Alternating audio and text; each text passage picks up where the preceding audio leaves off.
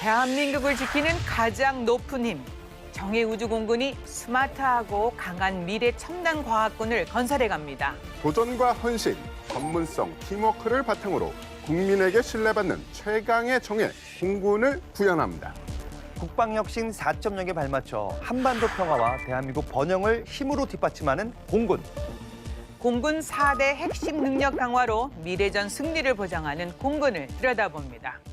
국방에 대한 모든 것, 국방 포커스.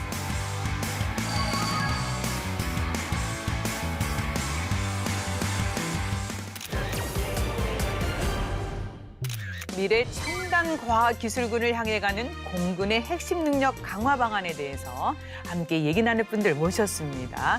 안녕하세요. 반갑습니다. 안녕하세요. 네, 직접 소개 부탁드립니다. 안녕하십니까. 공군본부 기획관리참모부장 진영승 소장입니다. 네, 안녕하십니까. 한양대학교 명예교수 조진수입니다. 현재 한반도와 동북아 상황, 특히 안보 상황이 매우 엄중합니다. 북핵 미사일 위협이 지속되고 있고요. 북한이 도발을 계속하면서 또 핵 미사일 능력을 고도화하고 있습니다. 안보 상황을 더 잘 파악해야 되고 그래야 앞으로의 미래에 대해서 우리가 대응을 잘해 나갈 수 있지 않겠습니까? 이런 부분 관련해서 부장님 한 말씀 부탁드립니다. 북한은 언론에서도 나오다시피 지금 현재 7차 핵실험까지도 준비를 하고 있습니다. 그동안 6차 핵실험을 통해 가지고 핵탄두를 소형화하고 경량화하는 기술도 개발해왔고 예. 또 탄두를 다탄두로 만들 수 있는 기술까지도 시도를 하고 있습니다. 또 투발 수단에 이제 그걸 실어 나를 수 있는 투발 수단도 극초음속 미사일, 또 순항 미사일, ICBM, SLBM 다양한 종류의 미사일과 다양한 성능을 갖춘 미사일을 지속적으로 개발을 시도하고 있습니다. 네. 재래식 전력도 거두는 것 같습니다. 재래식이지만 예전보다 이 현대화된 무기 체계로 우리의 우수한 무기 체계를 상대하면서 힘 빼기를 하게 된다면 우리가 좀 손해지 않을까 생각이 드는데요. 예, 교수님. 맞습니다. 네. 다들 아시다시피 북한은 재래식 장사정포의 구경을 키우거나 그다음에 탄도 거리를 늘리고 정확도를 개량하는 등 재래식 무기 현대화에 굉장히 앞장서고 있습니다. 또한 북한은 탄도미사일과 재래식 미사일을 섞어 쏘면서 네. 이제 우리한테 혼란을 가중시키고 있죠. 그러다 보니까 특히 우리 아군의 무기 소요가 점점 늘어나고 특히 소모가 많아지는 불리한 방향으로 가고 있습니다. 네. 이런 상황에서도 부장님, 이 공군의 대응, 북의 도발에 대한 공군의 대응은 즉각적으로 이루어지고 있지 않습니까? 네, 아마 여러분들도 작년 말에 울릉도에 공습 경보가 발령된 사실을 아마 기억을 하실 겁니다. 그럼요. 북한이 발사한 탄도탄 미사일 중 한 발이 우리 동해 NNL 이남에 탄착된 사례가 있었습니다. 네. 이때 우리 공군은 즉각적으로 F-15K, KF-16을 비상 출격시켜서 동일한 NNL 이북 북한 해상에다가 우리의 공대지 정밀유탄 3발을 발사를 해서 즉각적으로 대응한 사례가 있습니다. 네, 그랬군요. 공군에서는 이러한 대응처럼 압도적인 힘으로 평화를 수호한다는 의지를 그동안 분명히 해오지 않았습니까? 그리고 또 실질적으로 보여줬습니다. 예, 부장님 어떻습니까?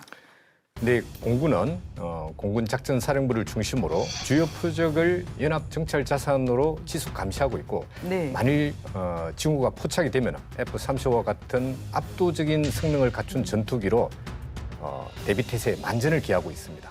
예. 그러니까 이제 북한이 긴장을 조성하는 상황에서 주변국이 또 경쟁적으로 전력을 증강하고 있지 않습니까? 최근에 일본의 움직임도 만만치가 않습니다. 우리 공군도 이제 5세대 전투기를 보유하고 있긴 하지만 주변 강대국들 역시 5세대 전투기 전략화에 박차를 가하고 있는 상황인데 부장님, 우리도 특단의 조치 있죠? 어떻습니까? 네, 말씀하신 것처럼 우리도 5세대 스텔스 전투기 F-35를 일부 운영을 하고 있습니다. 네. 하지만 중국과 러시아는 자체 개발한 J-20, 또 T-50과 같은 스텔스 전투기를 지속해서 전력화하고 있고 일본만 하더라도 F-35AB형을 우리보다 다수 운영을 하고 있습니다. 예. 거기다가 더 첨단화된 신형 전투기 개발에도 박차를 가하고 있습니다. 예, 교수님, 선진국과 비교해서 기술 격차가 어느 정도 차이가 있는지 좀 궁금한데요. 보통 우리보다 이제 항공 선진국이라고 하면은 미국이나 유럽 국가들, 중국, 일본을 얘기하는데요. 그들은 보통 2035년도 개발 완료를 목표로 6세대 전투기를 개발하고 있습니다. 근데 아직 6세대 전투기에 대한 개념도 정확하지 않지만 굉장히 깊은 단계로 연구를 하고 있는 것으로 알고 있습니다.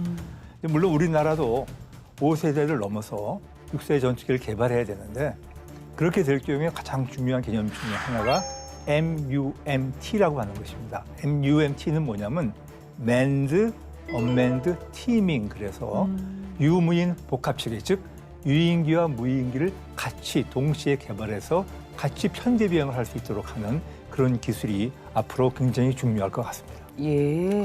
예, 교수님 말씀을 들어보면 일부 선진국들은 벌써 6세대 전투기에 대한 연구가 진행 중인 것 같은데요.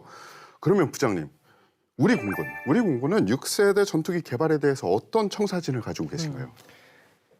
우리 공군도 6세대 전투기의 필요성에 대해서는 충분히 공감을 하고 있습니다. 네.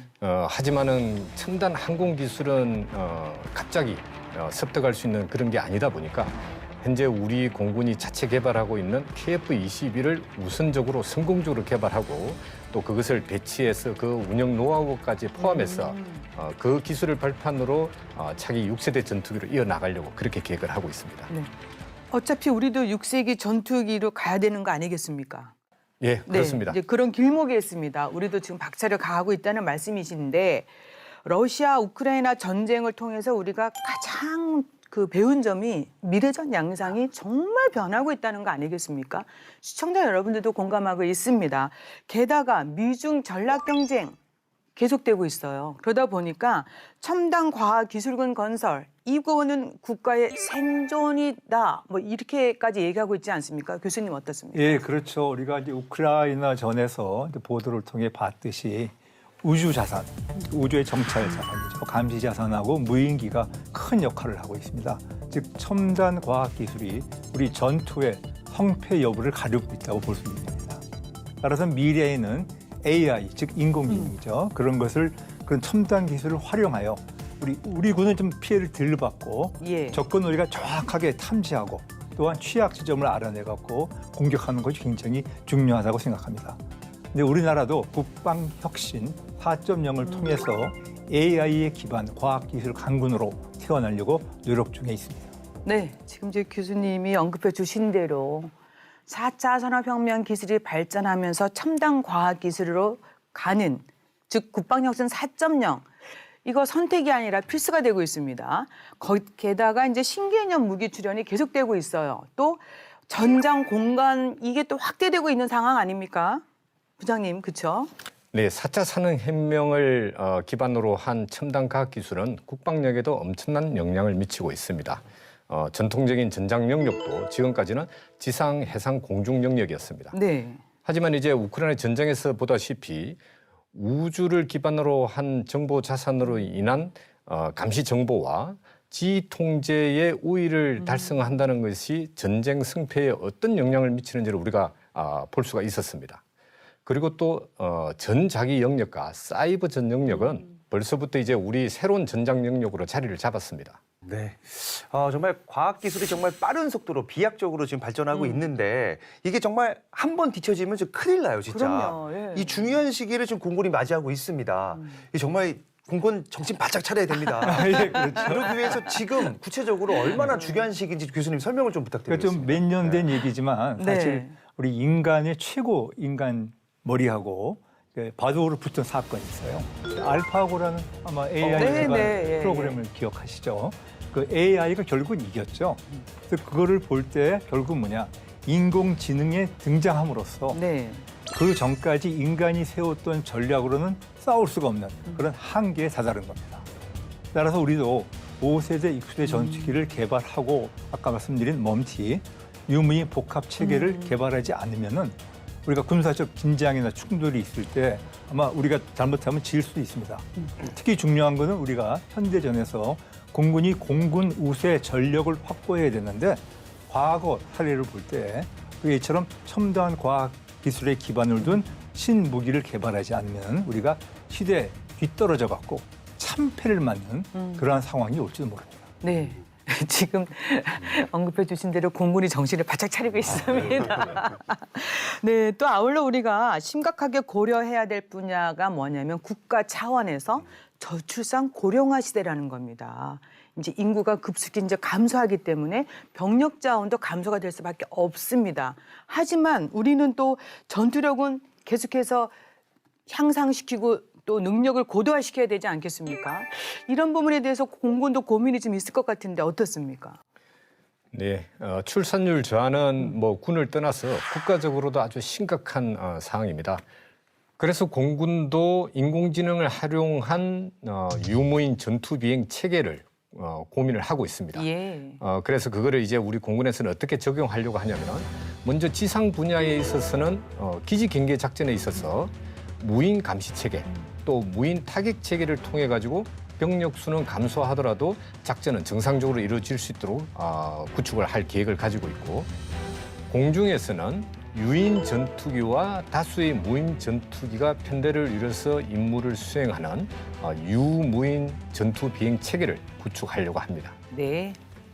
그렇다고 선진국의 이 발전된 무기를 무조건 우리가 도입을 해올 수도 없는 거고 대부분 첨단 과학기술로 만들어진 무기는 또 전략 무기로 통제를 하고 있지 않습니까? 예. 그래서 우리에게는 어떤 옵션이 있을까요? 물론 이제 우리가 과거 한 뭐 10년 전까지만 해도 대부분 첨단 무기를 외국 수입을 했지 않습니까? 하지만 그동안에 우리 꾸준히 국산화를 시켜서 이제 수출도 뭐 K 방산이 뜨고 있는 상황인데요. 이 첨단 무기를 개발하는 데에는 진짜 천문학적인 비용하고 네. 시간이 많이 필요합니다. 특히 방위 산업에 관계된 기술은 다 각국에서 보호하기 때문에 기술 이전이라든가 교류를 굉장히 제한하고 있습니다. 따라서 우리가 이러한 국산 무기 체계를 개발하지 않으면은 특히 우리 항공기 경우는 더 중요한 것은 정시, 적시에 우리가 출격을 하거나 또 유지 보수에 큰 문제가 생깁니다. 따라서 우리는 미리 첨단 무기 체계를 국산화시켜야 우리가 자주 국방에 쓸 수도 있고 또한 그걸로 우리가 국방 산업을 일으키고 더 나아가서는 수출을 통해서 국가 경제에 큰 이바지를 할 수 있을 것으로 봅니다. 네. 네, 미래 전장을 지배하기 위한 세계 각국의 치열한 노력들 들여다보도록 하겠습니다. 알아두면 똑똑해지는 신기한 국방 지식, 그것이 알고 싶군 지식 포커스. 4차 산업혁명 시대 첨단 과학 기술의 발전으로 미래전을 대비하는 세계 각국의 움직임이 바빠졌는데요. 그중 전쟁의 승패를 좌우한다 해도 과언이 아닐 제공권을 장악하기 위하여 차세대 전투기에 세계 각국의 관심이 집중되고 있습니다. 오늘의 지식 포커스, 첨단 미래전에 대비한 세계 각국의 차세대 전투기 개발 현황에 대해 알아보겠습니다.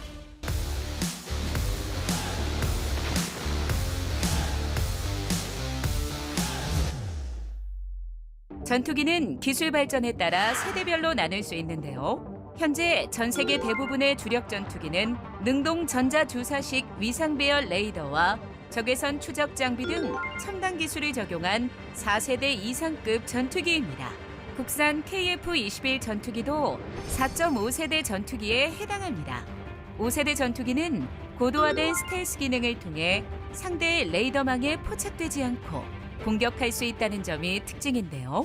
그렇다면 6세대 전투기는 어떤 특징을 갖고 있을까요? 현 시점에서 6세대 전투기를 운영하는 국가가 없기 때문에 6세대를 명확하게 정의하기는 어려운데요. 하지만 5세대 전투기의 능력에 더해 유무인 복합뿐만 아니라 레이저 무기, 극초음속 무기 체계 등이 탑재될 것이라고 예상하고 있습니다. 새로운 엔진의 개발로 전투 행동 반경도 넓어질 것으로 예상되는데요. 이러한 6세대 전투기가 바로 전 세계 관심이 집중된 차세대 전투기라는 사실. 그리고 이러한 차세대 전투기 개발 분야에 1인자가 있었으니 바로 미국인데요. 미 공군이 개발하고 있는 6세대 전투기는 차세대 제공 지배로 지난해 6월 1일 미 의회의 발표를 통해 개발을 진행 중이었다는 사실만을 확인할 수 있을 정도로 극비에 진행되고 있습니다. 다만 현재까지 알려진 정보로 보면 광대역 스텔스 능력으로 꼬리날개가 없는 형상을 갖출 것으로 보이는데요. 200km 이상의 공대공 교장거리와 고성능 엔진 기반 초음속 순항, 넓어진 전투행동 반경을 가질 것으로 예상됩니다. 6세대 전투기를 독자 개발하는 곳은 미국뿐만이 아닌데요. 중국과 러시아도 독자 개발을 하고 있습니다. 러시아는 6세대 전투기 미그 41을 개발하고 있습니다. 하지만 지난해 우크라이나 침공 이후 미국과 서방권으로부터 반도체 등의 첨단 부품 수입이 어려워지면서 개발이 불분명해진 상황입니다. 중국은 지난 11월 주하이 에어쇼에서 6세대 전투기 초기 개념 디자인을 공개했는데요. 이에 더해 중국 내에서도 관련 논문들이 작성되고 있는 것을 볼 때 개발이 본격적으로 진행되고 있음을 알 수 있습니다. 다국적 협력 사업으로 6세대 전투기 개발을 하는 국가들도 있습니다. 개발 비용이 크기 때문인데요. 지난해 12월 9일 일본이 영국, 이탈리아와 함께 2035년까지 글로벌 전투기 프로그램에 착수해 차세대 전투기를 공동 개발하기로 합의했습니다. 영국은 템페스트 프로젝트를 진행하면서 실패 리스크를 분담할 국가가 필요했고, 일본은 해외 첨단 기술을 확보하는 것이 중요했기 때문에 서로의 수요가 잘 맞았다고 할 수 있습니다. 프랑스와 독일, 스페인을 주축으로 하는 미래 전투항공 시스템도 현재 진행되고 있는데요. 두 그룹 모두 5세대 전투기를 거르고 곧바로 6세대 전투기를 개발하는 경우이기 때문에 성공 가능성 면에서 부정적으로 보는 의견이 있습니다. 6세대 전투기 개발이 이제는 먼 미래의 이야기가 아니라는 점 체감할 수 있습니다. 주요 국가들이 시대 변화에 재빠르게 대응하는 사이 한국에서도 차세대 전투기를 향한 의지를 보이고 있는데요. 우리 기술로 개발 중인 초음속 전투기 KF-21이 지난해 7월 CJ 1호기 첫 비행을 시작으로 올해 1월 5일에는 3호기까지 시험 비행을 시작했습니다. KF-21의 성공적인 개발과 전력화를 기반으로 5세대로의 성능 개량, 더 나아가 6세대를 개발할 수 있는 기술력을 확보하기 위해 노력하고 있습니다. 미래를 준비하는 국방혁신 4.0에 발맞춰 우리 공군, 첨단 과학군으로 도약할 준비를 마쳤습니다. 미래전에 승리하기 위하여 제공권 확보는 선택이 아닌 필수. 우리 역시 국가 차원의 로드맵을 기반으로 미래 항공력 건설을 위한 핵심 능력 강화 반드시 필요합니다. 대한민국을 지키는 가장 높은 힘, 정예 우주 공군의 도약을 위해 국민적 성원이 필수입니다. 많이 많이 응원해 주세요. 대한민국 공군 파이팅! 네, 지금까지 우리의 안보 상황을 이제 좀 짚어봤습니다. 역시 상황이 녹록치 않습니다. 이러한 상황에서 우리 공군, 미래에 대한 준비 지금 철저히 하고 있다는 생각이 거듭 듭니다. 자, 그런데 미래 전장을 주도할 수 있는 항공 우주력 건설을 위해서 어떤 점에 좀 더 우리가 주목을 해야 될까요, 교수님? 네, 물론 지금까지 이제 공군이 이제 잘해 왔습니다만 지금 현재 전 세계적으로 안보 환경이 굉장히 급변하고 있습니다. 따라서 우리가 공군이 해야 되는 거는 공군이 가장 잘할 수 있는 전문 분야의 항공 우주력을 건설하는 것이 가장 중요하다고 생각합니다. 네. 구체적으로 말씀을 드리면은 북의 핵 미사일의 대응 능력을 우리가 키워야 되고요. 좀 전에 말씀드린 유무인 복합 전투 체계를 개발해야 됩니다. 특히 제일 중요한 것 중에 하나는 앞으로 이제 우주전이 다가오고 있지 않습니까? 네. 따라서 이런 우주 분야에 대한 능력을 우리가 빨리 키워야 되고요. 또한 지휘 통제 체계가 지금 굉장히 좀 이렇게 이따가 뭐 우리 부장님께서 말씀을 하시겠습니다만 좀 복잡하게 좀 돼 있습니다. 따라서 우리가 이러한 지휘 체계를 단순화시켜갖고 실시간으로 통제가 가능하도록 하는 그런 시스템을 빨리 개발하고 우리가 그거를 보급시켜야 될 것 같습니다. 예. 공군의 미래 항공 우주력을 위한 우주력 건설을 위한 핵심 능력을 강화하겠다. 그리고 이를 위한 실천 방안도 어느 정도 마련됐다고 들었는데요, 부장님. 공군은 이제 공군이 반드시 해야 되고 또 공군이 가장 잘할 수 있는 항공 우주력 건설 분야를 4가지를 선정을 했습니다. 그래서 이 4가지 세이프 가드, 스트라이크 어드버서리, 스페이스 오디세이, 또 스마트 C2 이 4가지 분야를 선정을 했고 이 4가지의 앞자리 S로 시작하는데 이 4가지 앞자리를 떠서 에어포스 오브 에어포스로 명명해서 추진을 하려고 합니다. 바로 세이프가드인데 자, 벌써 이제 단어에서 오는 느낌은 있어요. 하지만 이게 어떤 건지 부장님 설명을 듣겠습니다. 네. 네, 첫 번째 세이프가드는 아무래도 우리에게 실질적인 가장 우선되는 위협은 북한의 핵미사일 위협이라고 생각을 하시면 되겠습니다. 그래서 이 북핵 미사일의 대응 체계를 강화하는 그 체계를 세이프가드라고 보시면 되겠습니다. 네. 현재 세이프가드 관련된 감시 체계상에 우리 지상 기반의 탄도탄 감시 레이더가 북한의 탄도탄을 감시는 할 수가 있습니다. 네. 하지만 기본적으로 이 탄도탄 감시 레이더가 감시를 하기 위해서는 탄도탄이 일정 고도 이상으로 올라왔을 때만 감시가 가능하고 추적도 가능합니다. 그래서 감시 체계를 발사 이전 단계 또 발사 원점을 탐지할 수 있는 분야를 강화를 하고 또 요격 체계도 현재 우리가 패트리어트나 천국 미사일로 요격은 할 수 있지만은 네. 보다 더 다양한 영역에서 요격할 수 있는 능력을 신장시키는 이러한 공군의 발전 방향을 세이프가드라고 보시면 됩니다. 네. 예, 발사 원점을 탐지하는 것 자체가 참 어려운 일인데요. 그럼 교수님, 여태까지는 어떤 식으로 원점을 파악을 했던 겁니까? 그거 뭐 이렇게 쉽게 말씀드리면 우리가 뭐 007 영화나 스파이 영화 보면 미국의 위성 정보 자산이 쫙 내려가서 막 사람 얼굴까지 비추고 원점을 보여주지 않습니까? 아니면 미국에 날아다니는 항공기형 레이더를 싣고 다니면서 감청도 하는 영화를 많이 보셨을 겁니다. 네. 그게 사실은 현실입니다. 그래서 우리는 현재 그런 미국이 제공하는 그런 정보를 갖고 그다음에 바로 전에 부장님께서 말씀하신 탄도 궤적을 역추적해서 이제 원점을 파악하는 그런 수준밖에 솔직히 안 되고 있습니다. 따라서 우리는 우리 스스로 그런 원점을 탐지하고 조기에 발견해서 요격할 수 있는 그러한 시스템을 갖도록 굉장히 노력해야 될 것 같습니다. 네, 이 감시 능력이 정말 중요한 것 같은데 뭐 부처님 손바닥 안에 손오공 있지 않습니까?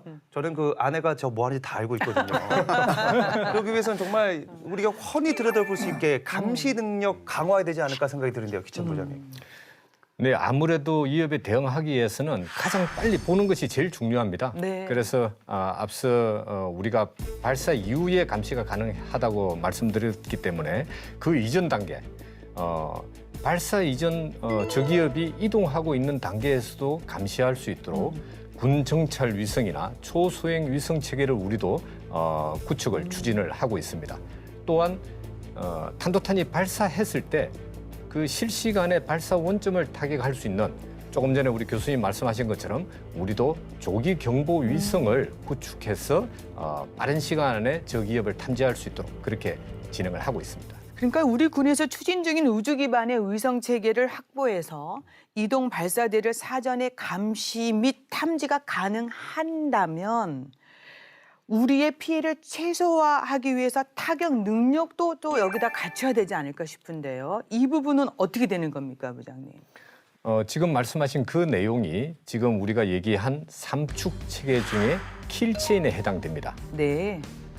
발사 원점이나 발사 이전의 이동 표적을 탐지를 한다 그러면 현재에도 F-15K나 F-35 같은 스텔스 전투기 또 장거리 공대지 유도탄을 통해서 타격은 가능합니다. 네. 근데 향후에는 보다 더 첨단화된 극초음속 미사일 또 실제 표적을 물리적으로 타격하는 게 아니라 발사를 못하게 할 수 있는 정전탄이나 전자기 펄스탄 같은 무장도 개발을 추진을 하고 있습니다. 네. 예, 공군에서는 정찰 자산을 확보하고 타격 능력을 강화하는 계획도 가지고 계신 것 같은데요. 그렇다면은 방어, 그러니까 타격이 아닌 방어는 어떤 계획을 가지고 계신지요? 앞에서 설명드린 내용이 이제 삼축 중 킬 체인이었다 그러면은 이 방어와 관련된 거는 이제 KAMD와 관련된 내용이라고 보시면 됩니다. 지금 현재도 우리가 북한이 탄도미사일을 발사했을 때 그것을 요격할 수 있는 능력은 갖추고 있습니다. 네. 하지만 전체 탄도탄이 궤적을 그려서 마지막 탄착 지점 부분에서 하층 단계에서 1차적으로 요격할 수 있는 능력만 제한적으로 지금 가지고 있다고 보시면 됩니다. 그래서 지금 우리는 이거보다 조금 더 상층 단계에서 높은 고도에서 요격할 수 있는 LSAM을 개발을 추진을 하고 있습니다. 근데 이제 북한도 우리가 이런 요격 능력을 갖추고 있다는 걸 알기 때문에 네. 우리의 요격책을 기만하기 위한 예를 들어서 탄도탄이 이렇게 날아오면서 중간에 기만 기동을 실시하는 이런 기술을 또 개발을 하고 있습니다. 네. 그래서 이제 우리도 그러한 북한의 기만 기동에 대응하기 위해서 지금 우리가 가지고 있는 요격 체계보다 좀 더 성능이 더 향상된 MSEM3나 LSEM2와 같은 요격 체계도 구축을 계획을 하고 있습니다. 예, 그렇군요. 이제 4S 중에 세이프가드가 끝났어요. 두 번째 S입니다. 스트라이커 어드버서리인데 이게 이제 아까도 언급을 해주셨던 유무인 전투 비행 체계 확보입니다. 이 개념을 조금 더 파헤쳐 보겠습니다. 네, 교수님 설명 부탁드립니다. 예, 제가 먼저 우리가 이해해야 될 것이 뭐냐면 유인기의 무인기의 차이점인데요. 과거에는 유인기를 조종사를 컴퓨터가 대체하는 무인기로 발전하면서 유인기는 끝날 것으로 생각을 했습니다. 하지만 지금 개념이 달라져서 앞서 언급했던 6세대 전투기를 개발하고 있지 않습니까? 네. 특히 무인기는 AI의 발달로 무인기 자체가 스스로 생각하고 행동할 수 있는 그런 수준에 금방 다다를 겁니다. 따라서 우리가 유무인 복합체계라는 것은 유인기 한두 대가 여러 대의 AI로 탑재한 그런 무인기를 하자면 좀 이렇고요. 지휘하면서 같이 편대로 움직이는 그러한 개념입니다. 따라서 더욱이 중요한 것은 우리가 5세대 전투기가 4세대하고 다른 것이 바로 스텔스입니다. 네. 앞으로 무인기도 스텔스를 갖추게 될 겁니다. 따라서 이렇게 완벽한 스텔스를 갖춘 우리 유인기하고 무인기가 티밍이 돼서 네. 같이 전투하는 것을 말할 수가 있습니다. 그다음에 그럼 왜 유무인 복합 체계를 가느냐? 일단 유인기는 비쌉니다. 그리고 조종사 양성 비용도 엄청 비싸고요. 따라서 그럼 고가의 유인기 한 대하고 상대적으로 저렴한 여러 대의 무인기를 같이 운영해서 우리가 표적을 감시하고 그다음에 많은 표적을 여러 대니까 동시에 타격할 수 있지 않습니까? 네. 그렇게 하는 것이 바로 앞으로 미래전에서 게임 체인저의 역할을 할 수 있을 것으로 생각됩니다. 말씀 들어보면 편대장은 유인기고 이 편대원들은 무인기가 되는 뭐 그런 네, 그런 상황이죠. 것 같습니다. 예. 자, 그러면 유무인 전투 비행 체계 부장님, 우리 공군은 어떻게 확보해 갈 것인지도 궁금합니다. 기본적으로 유무인 전투 비행 체계를 위해서는 기술 통합과 상호 운영성이 중요합니다. 근데 사실 지금까지 우리 공군에서 운용한 전투기들은 대부분 해외에서 도입해서 운영을 해왔습니다. 그러다 보니까 해외에서 도입한 항공기는 우리 자체적으로 그 전투기를 개조하거나 또는 성능 개량하는 거는 상당히 제한이 됐습니다. 그래서 이제 유무인 전투 비행 체계를 위해서 현재 우리가 이제 국산 전투기 KF-21을 개발하고 있지 않습니까? 네. 그래서 그 KF-21을 성능 개량해가지고 무인 전투기와 편대를 이루는 유무인 전투 비행 체계를 공군은 개발을 추진하고 있습니다. 그렇군요. 네. 그리고 기찬 비자님이 조금 날카로운 질문 한번 드리겠습니다. 예. KF-21 지금 개발 중이잖아요. 이게 이제 완벽한 스텔스 기능을 갖추지 못했다고 들었는데 맞습니까? 네, 정말 날카로운 질문을 네. 해주시는데 사실은 지금 우리가 개발하고 있는 KF-21은 네. 4.5세대 전투기입니다. 그래서 완전한 스텔스 성능을 갖추지 못한 것은 사실입니다. 하지만 기본적으로 KF-21의 설계 내용에는 스텔스 기능을 갖출 수 있는 내용이 포함되어 있습니다. 다행이네요. 네, 그렇습니다. 네. 그래서 기본적으로 내부 무장을 장착할 수 있도록 설계가 반영되어 있고 형상도 스텔스 성능을 발휘할 수 있도록 반영이 되어 있습니다. 그래서 성능 개량을 한다고 하면은 우리 KF-21이 5세대 스텔스 전투기로 개조가 가능한 상태입니다. 이 KF-21 기반으로 완벽한 유무인 전투 비행 체계를 개발하기 위해서는 사실 추가적으로 필요한 부분이 국산 엔진을 개발해야 되고 또 네. 초고속 데이터 링크를 개발하는 이런 요소들이 많이 남아 있습니다. 그래서 순차적으로 이러한 핵심 기술을 개발해서 완전한 스텔스 성능을 갖춘 KF-21을 기반으로 한 유무인 전투 비행 체계를 공군은 반드시 확보해 나가겠습니다. 대략 어느 정도 시간이 걸릴까요? 지금 단정적으로 그것을 말씀드릴 수는 없지만은 네. 대략 한 2040년경으로 추정할 수가 있습니다. 저희도 응원하겠습니다. 예. 예. 뭐 그 저나 뭐 국민들 모두 다 이 정말 그 공군의 5세대든 6세대든 뭐 차세대 전투기가 빨리 개발했으면 하는 바람이 있는데 이 시간이 오래 걸리지 않습니까? 그동안 공군의 전투력에 조금이라도 빈틈이 생기면 안 되지 않습니까? 이거 좀 대비해야 되지 않을까 생각이 드는데요. 예, 교수님. 이건 정말 공군이 얘기하기는 좀 껄끄러운 얘기인데요. 네. 무슨 뜻이냐면 공군이 항상 주장해 온 게 필요한 미니멈, 최소한의 항공기 보유 대수가 있습니다. 그걸 한 430여 대라고 이제 얘기를 해왔는데 저는 외부인이 공군이 아닙니다. 네. 저는 그쪽에 연구를 많이 했었거든요. 사실은 그거는 최소한의 숫자입니다. 우리가 당장 필요한 게 여러 가지 뭐 비행기 대수도 중요하고 조종사 양성 문제라든가 합쳐볼 때요. 그런데 아직도 우리나라에는 잘 아시죠? F4 팬텀, F5 프리덤 파이터 그러한 그 3세대 전투기거든요. 그런 장기 운영 전투기가 아직 많이 있습니다. 그거 순차적으로 도태하게 되거든요. 근데 KF-21은 좀 늦게 나오지 않습니까? 그럼 바로 이제 전력 공백이 생깁니다. 예. 따라서 우리는 모든 수단을 동원해서라도 그런 전력 공백을 메꿀 수 있는 방법을 우리가 강구해야 됩니다. 그러면 전력 공백을 메꾸기 위한 우리 공군의 노력 어떻게 하고 있는지 보충 설명 필요할 것 같습니다. 네, 우리 교수님이 상당히 네. 공군의 아픈 부분을 지금 말씀을 하셨는데 일부 공백은 존재합니다. 근데 일단은 우리 공군이 추가적으로 5세대 스텔스 전투기를 확보하는 사업인 FX 2차 사업이 지금 진행 중에 있습니다. 네. 그래서 이 FX 2차 사업이 적기에 추진이 되고 또 현재 우리가 운영하고 있는 전투기 중에서 최대 무장 장착 능력을 갖춘 F-15K가 있습니다. 이 F-15K의 기계식 레이더를 다중 임무가 가능한 에이사 레이더로 개조를 하고 또 임무 컴퓨터와 전자전 능력을 획기적으로 개선을 하는 F-15K 성능 개량 사업도 추진을 하고 있습니다. 네. 이렇게 추가적인 5세대 스텔스 전투기를 일부 확보하고 또 F-15K 전투기를 성능 개량한다고 하면은 뭐 북핵 위협이나 또 주변국에 대한 위협에 어느 정도 그 공백은 최소화할 수 있지 않을까 그렇게 생각을 합니다. 네, 우리 공군이 만반의 대비태세에 갖추고 있습니다. 자, 그럼 세 번째 S, 바로 시청자 여러분들도 귀에 많이 익었던 단어인데 스페이스 오디세이입니다. 영화 제목 같죠? 네. 러시아 우크라이나 전쟁에서 이제 드러났듯이 우주의 그 군사적 활용도가 점점 중요해지고 있는 이거는 말하면 잔소리가 될 것 같아요. 자, 미국, 러시아, 중국, 선진국 역시 우주 영역에서 많은 기술을 확보하고 있고 또 노력도 하고 있고 다양한 역할을 하면서 능력을 고조시키고 있는데 이런 부분에 대해서 우리도 그냥 지나칠 수는 없는데요. 일단 우주 선진국들의 어떤 그 상황을 좀 설명해 주시겠습니까?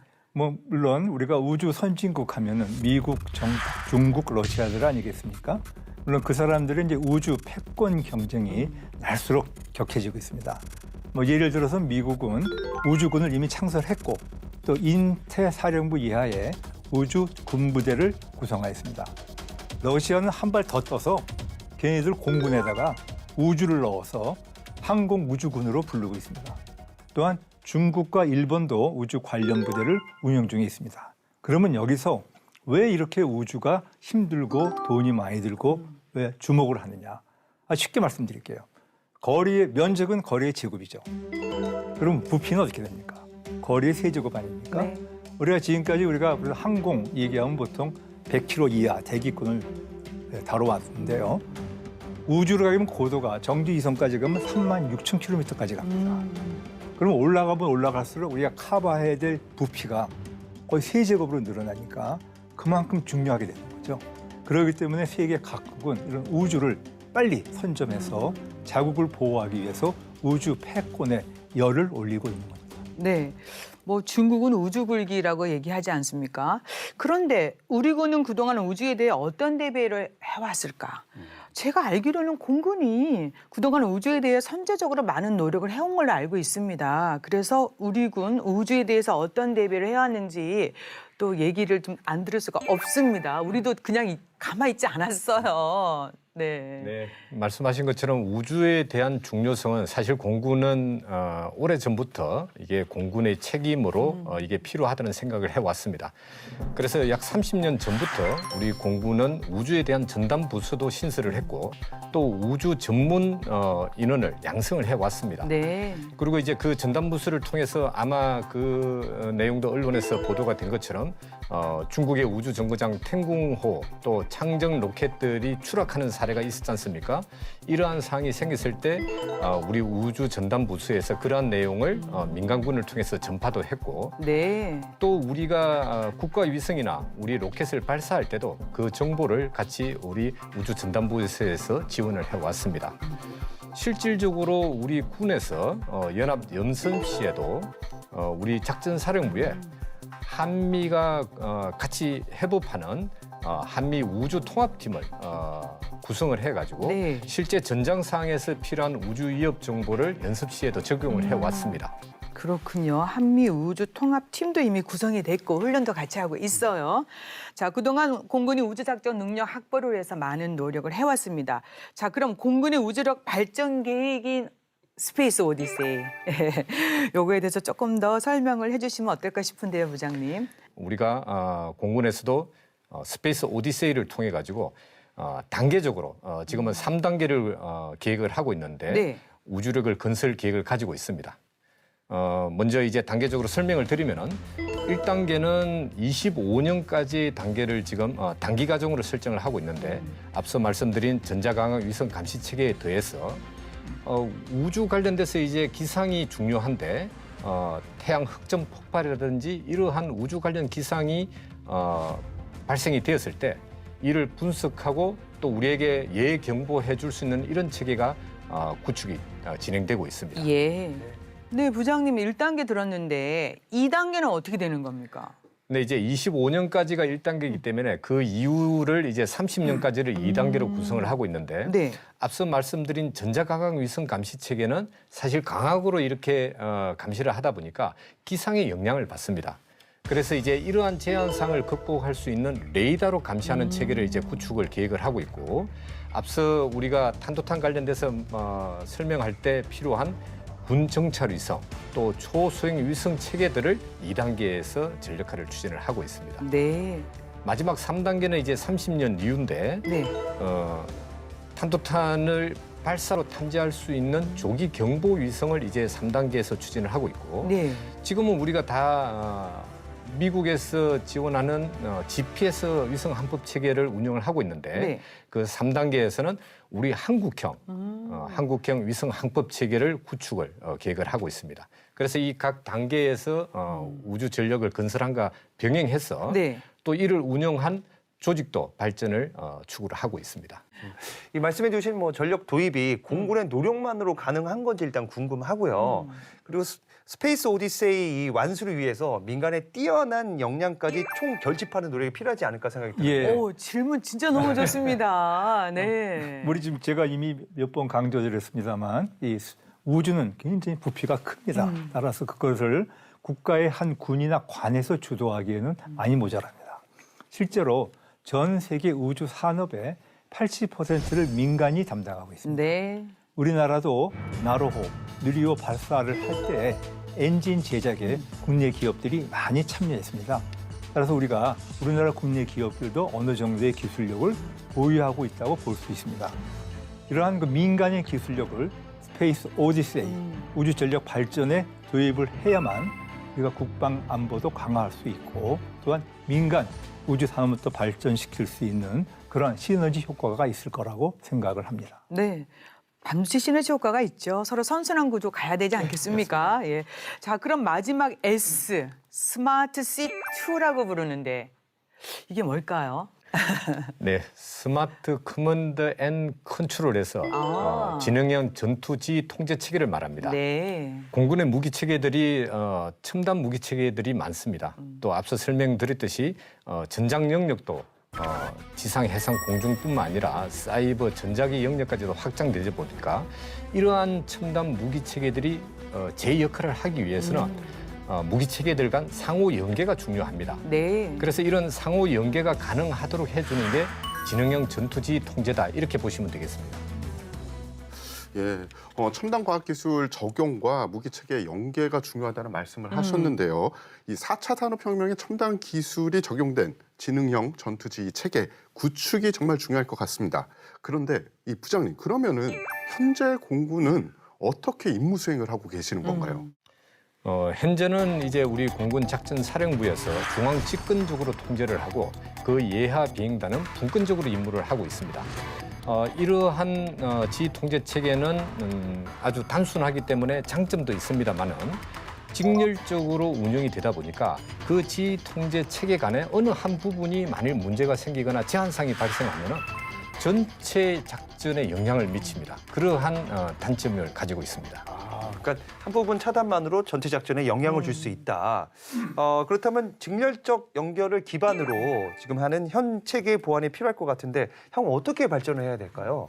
이 직렬적 지휘 통제를 보완하기 위해서 병렬 연결을 할 수 있는 킬웹 개념을 적용하려고 합니다. 제가 한번 예를 들어서 설명을 한번 네. 해보겠습니다. 이제 중요한 표적이 있다고 가정을 하면은 현재 감시 자산을 정찰 위성부터 또 RQ4와 같은 항공기 기반의 정찰 자산 등 여러 가지의 어떤 출처가 있습니다. 그런데 현재는 각각 그 출처로부터 들어온 영상을 그걸 분석할 수 있는 체계들도 각각 구성이 되어 있습니다. 그러다 보니까 이 체계로 들어온 동일한 표적이지만은 이 체계로 들어온 영상에 대한 분석 결과 또 그걸 분석하고 이 체계에 대해서 또 별도로 분석하고 그러다 보니까 나중에 이 분석 결과를 종합할 때쯤 되면은 벌써 시간이 한참이 지나는 겁니다. 근데 이제 킬웹 개념으로 가면은 여러 출처로부터 들어오는 영상들을 하나의 체계로 표준화시켜서 통합을 합니다.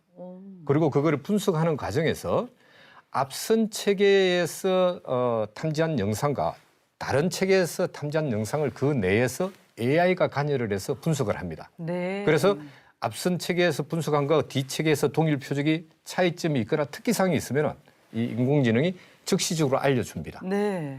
타격 자산도 마찬가지입니다. 이렇게 분석된 표적을 타격하는 자산이 여러 가지 타격 자산이 있을 수 있습니다. 하지만은 표적 성질이나 또 즉시적으로 타격할 수 있는 이런 자산이 무엇인가를 AI가 관여해서 즉시적으로 인지를 시켜줍니다. 결국은 이런 킬랩 개념을 적용했을 때는 지휘 간의 결심 주기를 아주 단축시키고 예. 또 작전 운영 간의 융통성을 보장해주는 그런 장점을 가지고 있습니다. 네. 그럼 공군에서는 이러한 지능형 전투 지휘 통제 체계를 구축하는 거에 대한 어떤 차후의 계획이 있는지 어떻게 지금 진행을 시키고 있는지 그런 거에 대해서도 또 보충 설명 필요할 것 같습니다.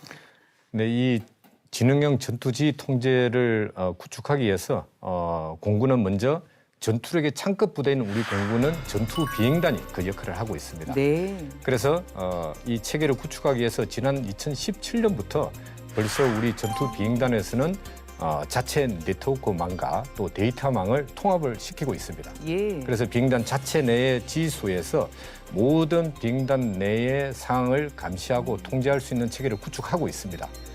거기서 추가해가지고 공군 작전사령부에서는 아까 앞서 말씀드린 여러 출처로 들어오는 정보 감시 정보를 다 통합할 수 있도록 능력을 구축하고 있고 그다음 앞서 예하 모든 비행단에 대한 네트워크망을 병렬로 연결해서 네. 궁극적으로는 공군 작전사령부를 중심으로 한 지능형 전투지휘 통제를 구축을 추진하고 있습니다. 아, 그렇군요.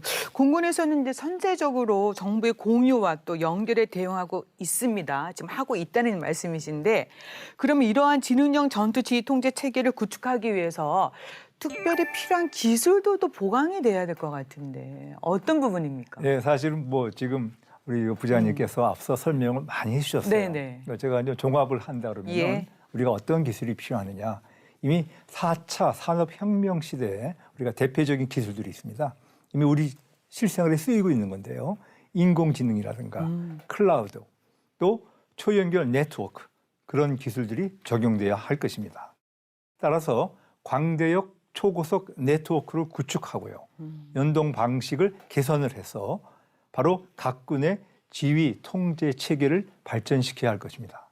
그렇게 한다름은 지금 공군에서 말하는 스마트 커맨드 앤 컨트롤, 스마트 C2죠. 그러한 즉 지능형 전투 지휘 통제 체계가 완성될 것으로 생각합니다. 네, 에어포스 오브 에어포스를 기반으로 공군이 이제 4대 핵심 능력 강화를 지금 하고 있습니다. 이렇게 하는 이유는 이제 미래전에서 승리를 보장하기 위한 거 아니겠습니까? 앞으로도 해야 될 일이 굉장히 많습니다. 이제 부장님 어깨가 좀 무거우시겠지만 그래도 가야 될 길 아니겠습니까? 자, 척척 잘 해나가기 위해서 뭐 다짐, 당부, 조언 등 말씀을 부탁드리겠습니다. 예, 뭐 우선 교수님 예. 하실 말씀 넉넉히 해주십시오. 공군의 조언은 뭐 한 20년 동안 해오고 살아온 이제 사람입니다만 현재는 과거 20년 전하고 지금은 많이 변한 게 바로 우주입니다. 네. 우주를 이용하지 않고는 바로 전쟁이 되지 않는 시대가 되지 않았습니까?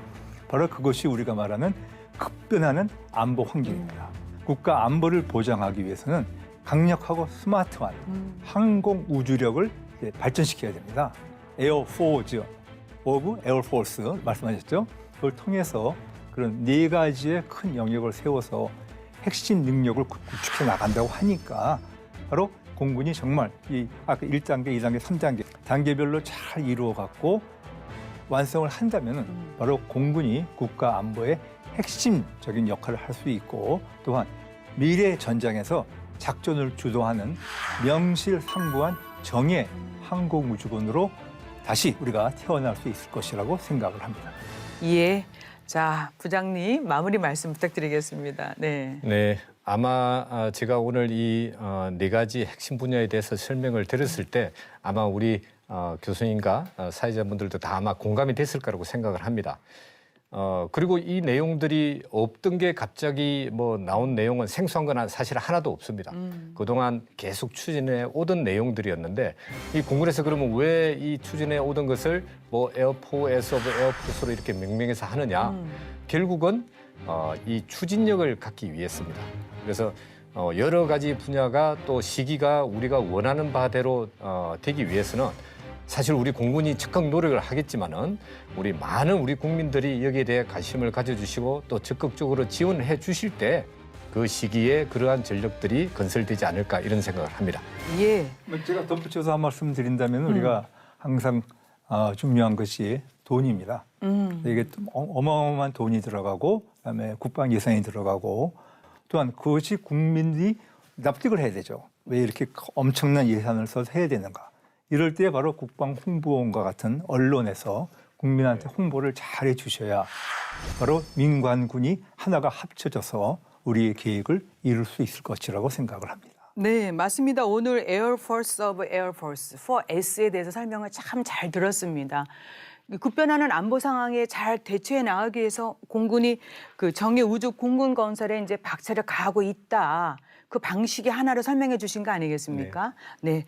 4대 핵심 능력 강화로 공군이 더욱 튼튼한 국방력을 갖출 수 있도록 저희도 응원하겠습니다. 그리고 시청자 여러분들 더 많은 관심 가져주시고요. 오늘 설명 잘 들었습니다. 고맙습니다. 감사합니다. 감사합니다. 한반도의 평화와 대한민국의 번영을 힘으로 뒷받침하는 첨단 정예 우주군을 건설해가는 공군의 노력에 국민 여러분 많은 성원 부탁드립니다. 국방에 대한 모든 것 국방 포커스 오늘 여기까지입니다. 저희는 다음 시간에 다시 찾아뵙겠습니다. 감사합니다. 감사합니다.